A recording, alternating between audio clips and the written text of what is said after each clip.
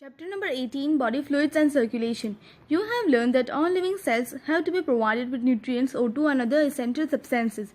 Also, the waste or harmful substances produced have to be removed continuously for healthy functioning of the tissue. It is therefore essential to have efficient mechanism for the movement of these substances to the cells and from the cells. Different groups of animals have evolved different methods for this transport.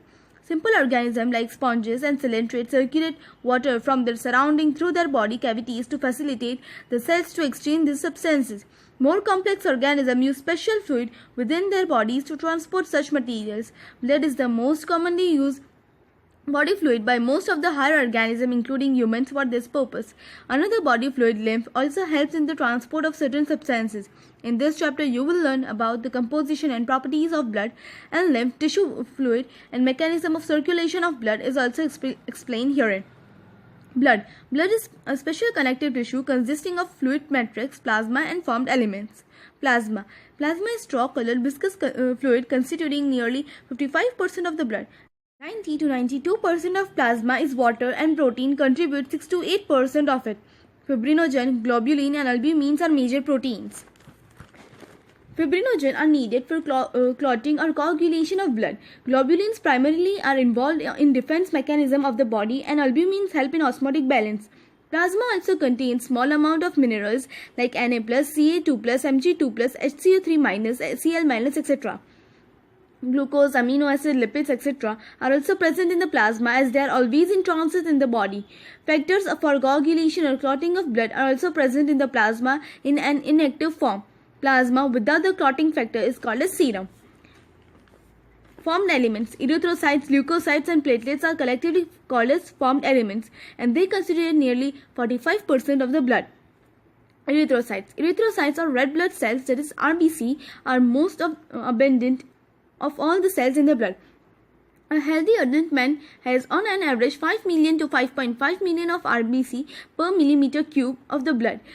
RBCs are formed in the red bone marrow in adult.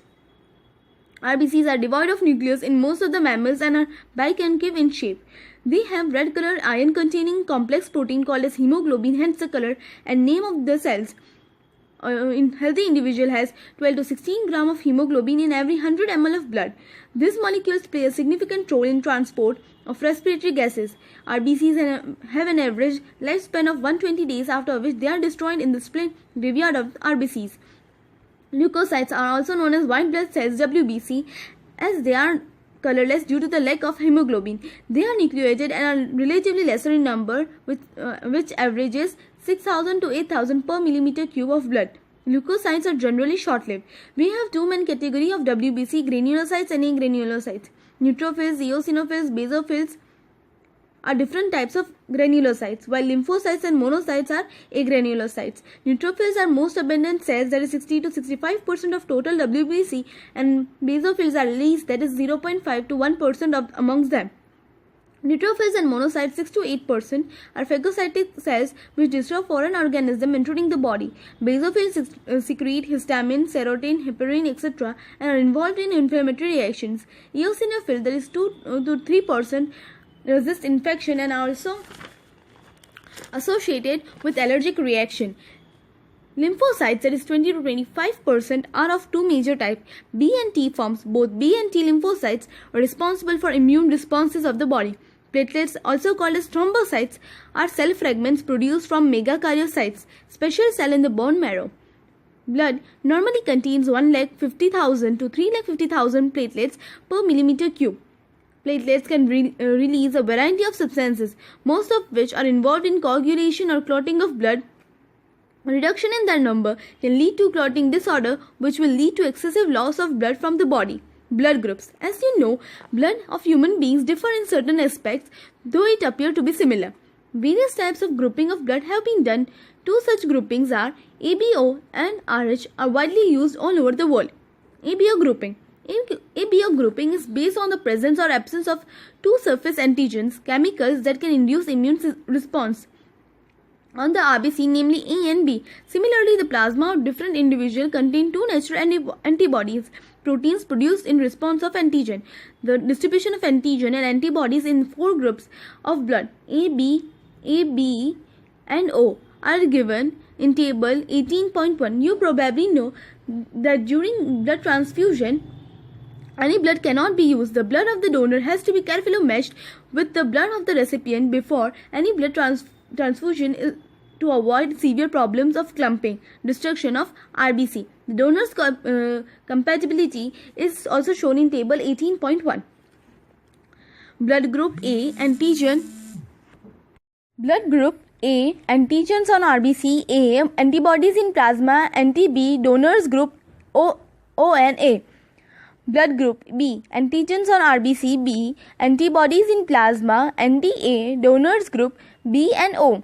Blood group EB, antigen on RBC A and B, antibodies in plasma is absent, donors group is AB, A and B and O. Blood group O, antigen is absent, antibodies in plasma is donors group is A, B and O. From the above mentioned table, it is evident that group O blood can be donated to a person with any blood group, and hence O group individuals are called as universal donors. Person with AB group can accept blood from persons with AB as well as the other groups of blood. Therefore, such persons are called as universal recipients. RH grouping. Another antigen are the RH antigen similar to one present in rhesus monkey. Hence, RH is also observed on the surface of RBC of majority, nearly 80% of humans. Such individuals are called as RH positive, and those in whom this antigen is absent are called as RH negative. An RH negative person, if exposed to RH positive blood, will form specific antibodies against the RH antigens. Therefore, RH group should be also matched before transfusion. A special case of RH incompatibility mismatching has been observed between the RH negative blood of the pregnant mother with RH positive blood of the fetus. RH antigens of the fetus do not get exposed to the RH negative blood of the mother in the first pregnancy, as the two bloods are well separated by the placenta. However, during the delivery of the first child, there is possibility of exposure of the maternal blood to small amounts of the RH positive blood from the fetus. In such cases, the mother starts preparing antibodies against RH in her blood. In case of her subsequent pregnancy, the RH antibodies from the mother RH negative can leak into the blood of the fetus RH positive and destroy the fetal RBCs. This could be a fatal due to the fetus or could cause severe anemia and jaundice to the baby. This condition is called as erythroblastosis fetalis. This can be avoided by administering anti-RH antibodies to mother immediately after delivery of the first child. Of blood. You know that when you cut your finger or hurt yourself, your wound does not continue to bleed for a long time. Usually the blood stops flowing after some time. Do you know why? Blood exhibits coagulation or clotting in response to an injury or trauma. This is mechanism to prevent excessive loss of blood from the body. You would have observed a dark reddish brown scum formed at the side of the cut or an injury over a period of time. It is a clot or coagulum, formed mainly of a network of threads called fibrin, in which dead and damaged formed elements of blood are trapped. Fibrins are formed by the conversion of inactive fibrinogen in the plasma by the enzyme thrombin. Thrombins in turn are formed from another inactive substances present in the plasma called as prothrombin. An enzyme complex thrombokinase is required for the above reaction. This complex is formed by a series of linked enzymic reaction cascade process involving a number of factors present in the plasma in an inactive state. An injury or trauma stimulates the platelets in the blood to release certain factors which activate the mechanism of coagulation. Certain factors released by this tissue at the site of injury also can initiate coagulation. Calcium ion play a very significant role in clotting. Lymph tissue fluid. As the blood passes through the capillaries in tissue, some water along with many small water soluble substances move out into the space between the cell of the tissue. leaving the larger proteins and most of the formed elements in the blood vessels. This fluid released out is called as interstitial fluid or tissue fluid. It has the same mineral distribution as that in plasma. Exchange of nutrients, gases, etc. between the blood and the cells always occur through this fluid. An elaborate network of vessels called lymphatic system collects this fluid and drains it back to the major veins. The fluid present in the lymphatic system is called as lymph. Lymph is a colorless fluid containing specialized lymphocytes and are responsible for the immune responses of the body. Lymph is also an important carrier for nutrient, hormones, etc. Fats are absorbed through lymph in the lacteal present in the intestinal villi. Circulatory pathways. The circulatory patterns are of two types, open or closed. Open circulatory system is present in arthropods and mollusks, in which blood pumped by the heart passes through large vessels into the open spaces or body cavities called sinuses. Annelids and chordates have a closed circulatory system in which the blood pumped by heart is always circulated through a closed network of blood vessels. This pattern is considered to be more advantageous as the flow of fluid can be more precisely regulated. All vertebrates possesses a muscular chamber heart. Fishes have two-chambered heart with an atrium and a ventricle. Amphibians and the reptiles except crocodiles have three-chambered heart with two atria and a single ventricle, whereas crocodiles, birds and mammals possesses four-chambered heart with two atria and two ventricles. In fishes, the heart pumps out deoxygenated blood which is oxygenated by the gills and supplied to the body parts, from where deoxygenated blood is returned to the heart, single circulation. In amphibian and reptiles, the left atrium receives oxygenated blood from the gills, lungs, skin, and the right atrium gets deoxygenated blood from the other parts of the body. However, they get mixed up in the single ventricle, which pumps out mixed blood in complete double circulation. In birds and mammals, oxygenated and deoxygenated blood received by the left and right atria respectively passes onto the ventricle of the same side. The ventricle pumps it out without any mixing up. That is, two separate circulatory pathways are present in this organism. Hence, animals have double circulation. Let us study human circulatory system. Human circulatory system, also called as the blood vascular system, consists of a muscular chambered heart, a network of closed branching blood vessels and blood, the fluid which is circulated. Heart, the mesodermally derived organ, is situated in the thoracic cavity in between the two lungs, slightly tilted to the left. It has the size of a clenched fist. It is protected by a double-walled membranous bag, pericardium, enclosing the pericardial fluid. Our heart has four chambers, two relatively small upper chambers called atria and two lower chambers called ventricles. A thin muscular wall called the interatrial septum separates the right and left atria, whereas a thick wall, the interventricular septum, separates the left and the right ventricles. The atrium and the ventricles of the same side are also separated by thick fibrous tissue called the anteroventricular septum. However, each of these septa are provided with an opening through which the two chambers of the same side are connected. The opening between the right atrium and the right ventricle is guarded by a valve formed of three muscular flaps or cusps, the tricuspid valve, whereas a bicuspid or mitral valve guards the opening between the left atrium and the left ventricle. The opening of the right and the left ventricle into the pulmonary artery and the aorta respectively are provided with the semilunar valves. The valves in the heart allows the flow of the blood only in one direction, from the atria to the ventricles and from the ventricles to the pulmonary artery or aorta. These valves prevent any backward flow. The entire heart is made up of cardiac muscles. The wall of the ventricle are much thicker than that of atria. A specialized cardiac musculature called the nodal tissue is also distributed in the heart. A patch of this tissue is present in the right upper corner of the right atrium called a sinoatrial node. Another mass of this tissue is seen in the lower left corner of the right atrium close to the atrioventricular septum called as atrioventricular node.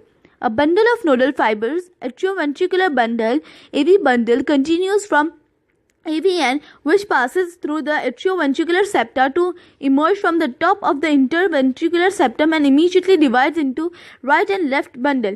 These branches give rise to minute fibers throughout the ventricular musculature of the respective sides and are called as Purkinje fibers. These fibers, along with right and left bundles, are known as bundle of His. The nodal musculature has the ability to generate action potentials without any external stimuli. That is, it is auto-excitable. However, the number of actions potential that could be generated in a minute vary at different parts of the nodal system. The SAN can generate the maximum number of actions potential, that is 70 to 75 per minute, and is responsible for initiating and maintaining the rhythmic contractile activity of the heart.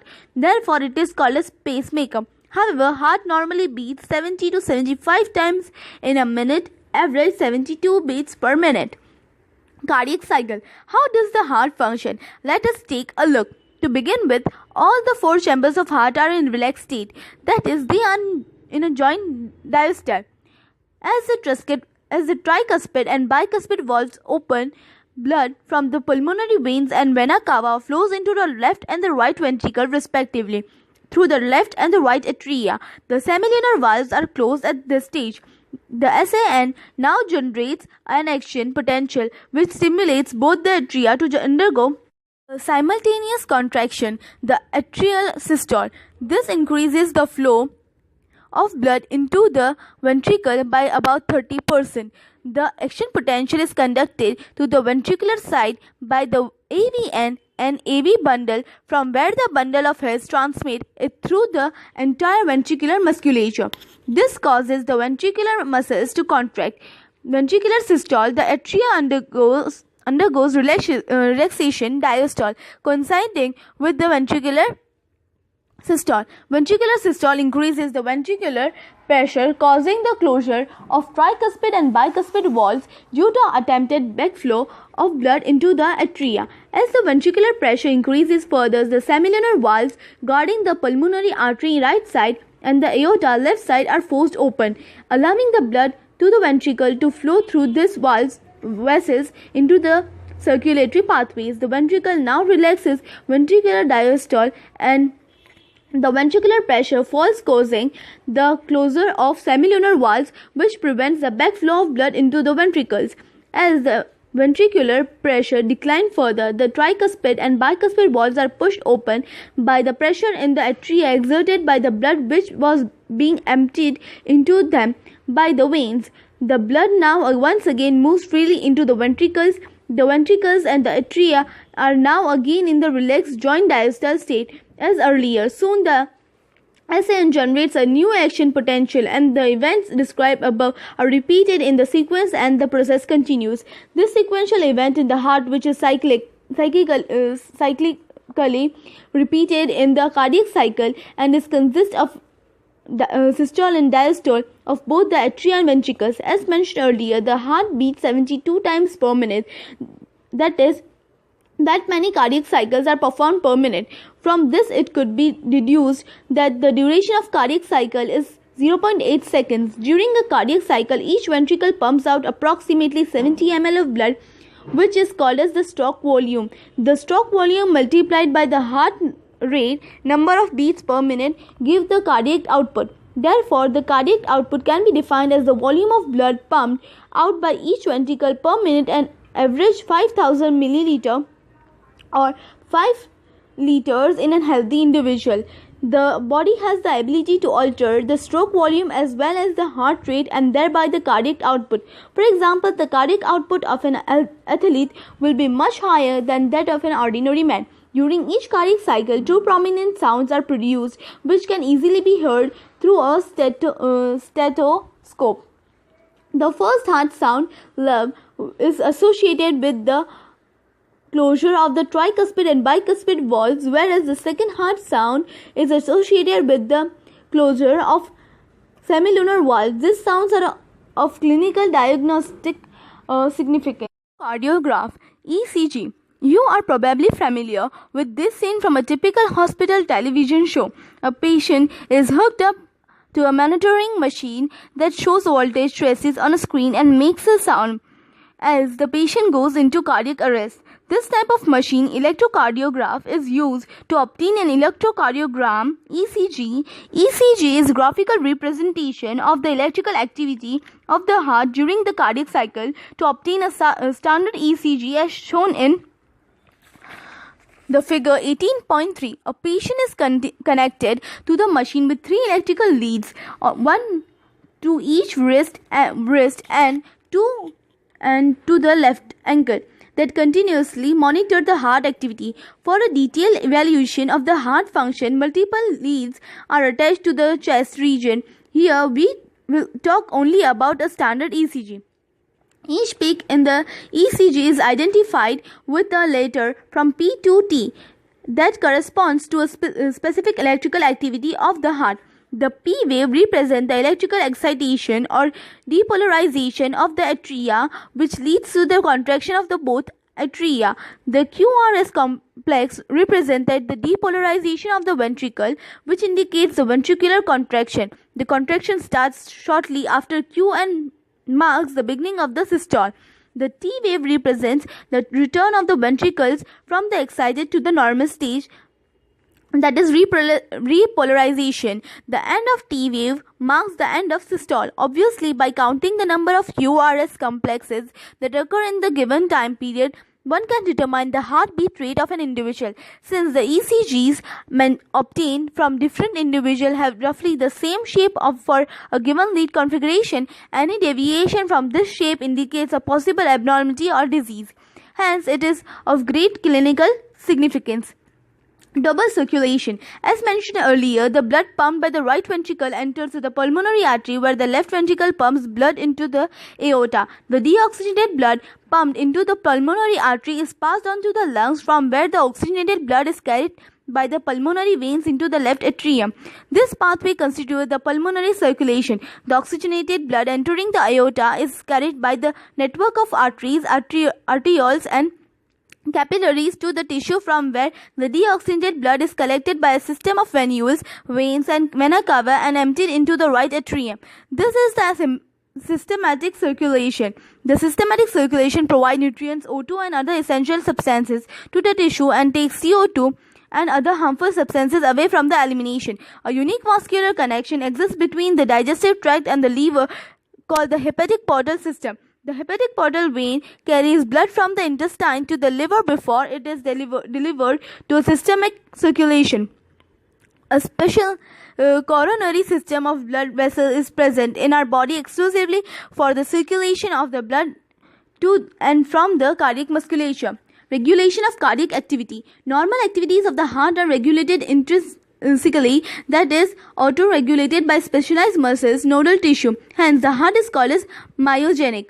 A special neural center is in the medulla oblongata can moderate the cardiac function through the autonomic nervous system ANS. Neural signals through the sympathetic nerves part of ANS can increase the rate of heartbeat, the strength of ventricular contraction and thereby the cardiac output. On the other hand, parasympathetic neural signals, another component of ANS, decreases the rate of heartbeat, speed of conduction of action and potential and thereby the cardiac output. Adrenal medullary hormones can also increase the cardiac output. Disorders of circulatory system. First, high blood pressure. Hypertension. Hypertension is the term for blood pressure that is higher than normal, 120/80. It is a measurement 120 millimeters Hg of mercury pressure is the systolic or pumping pressure, and 80 mm Hg is the diastolic or resting pressure. If repeated checks of blood pressure of an individual is 140/90, 140/90 or higher, it shows the hypertension.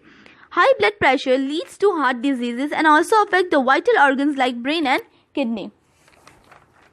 Coronary artery diseases. Coronary artery disease, often referred to as atherosclerosis, affects the vessels that supply blood to the heart muscle. It is caused by deposits of calcium, fats, cholesterol and fibrous tissue, which makes the lumen of arteries narrower. Angina. It is also called as angina pectoris. The symptom of acute chest pain appears when no enough oxygen is reaching the heart muscle. Angina can occur in men and women of any stage but is more common among the middle-aged and elderly. It occurs due to the condition that affect the blood flow.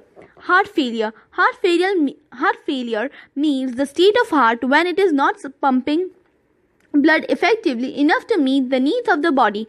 It is sometimes called as congestion heart failure because the congestion of the lungs is one of the main symptoms of this disease. Heart failure is not the same as the cardiac arrest when the heart stops beating, or a heart attack when the heart muscles is suddenly damaged by an inadequate blood supply. Now, what is congestion of lung? Congestion of lung is distension of blood vessels in the lungs and filling of alveoli with blood result of an infection. High blood pressure or cardiac inefficiency, that is inability of heart to function adequately.